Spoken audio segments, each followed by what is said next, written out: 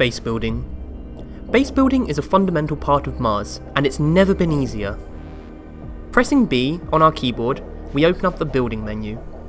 From here, the player will be able to see everything they have currently learned in terms of structural pieces as well as player-made devices. Always starting with a foundation, the player simply clicks which piece they'd like to place, see a preview of the piece in our window to the right hand side, and click place. Once we have clicked place, we will now see a wireframe version of the foundation that we have chosen and have free choice as to where we wish to place it. As long as the wireframe remains blue, we simply left click and place. If our wireframe turns red, it means that we cannot place our chosen piece. Perhaps due to the distance from the ground, something physically blocking the spot, or even the vicinity of NPC buildings and other player bases. From here, we need to switch to our building tool.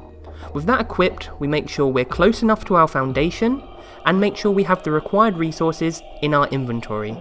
You'll notice the widget in the middle of our screen. This informs the player of how much is left to build, the total resources required to build the piece, and in brackets our actual remaining resources that are in our inventory. Here we see the player finishing their wall section. Once completed, they've moved on to building a storage container, with the stasis chamber having already been previously built and completed to their left hand side.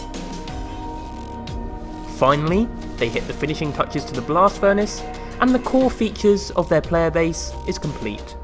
Remember, the larger the base you build and the more devices you attach to it, the larger your upkeep costs will be. This is where having a specialised architect player will become invaluable.